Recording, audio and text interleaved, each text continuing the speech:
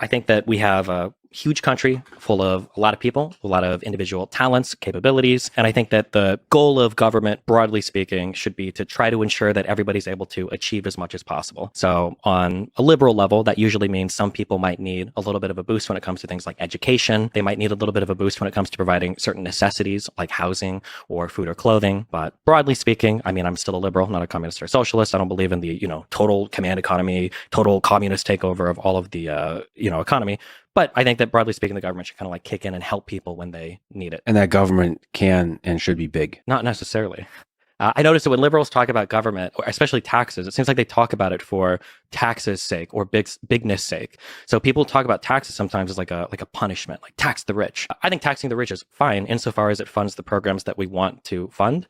But Democrats have a really big problem demonizing success or wealth, and I don't think that's a bad thing. I don't think it's a bad thing to be wealthy, to be a billionaire or whatever, as long as we're funding what we need to fund.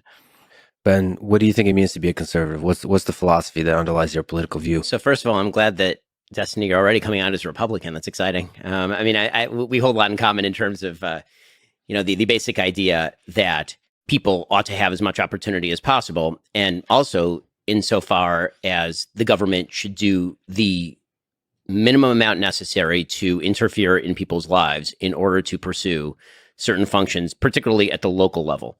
So a lot of governmental discussions on a pragmatic level end up being discussions about where government ought to be involved, but also at what level government ought to be involved. And I have an incredibly subsidiary view of government. I think that, local governments, because you have higher levels of homogeneity and consent, are capable of doing more things. And as you abstract up the chain, it becomes more and more impractical and more divisive to do more things. In my view, government is basically there to preserve certain key liberties.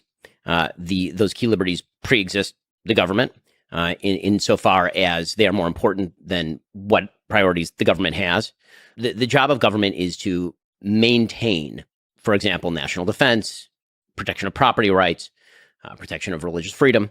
Right? These are the key focuses of government as generally expressed in the Bill of Rights and the Constitution. If I were going to define conservatism, it would actually be a little broader than that, because I think to understand how people interact with government, you have to go to kind of core values. And so for me, there are a couple of premises. One, human beings have a nature. That nature is neither good nor bad. We have aspects of goodness and we have aspects of badness. Human beings are sinful. We have temptations. And what that means is that we have to be careful not to incentivize the bad, and that we should incentivize the good.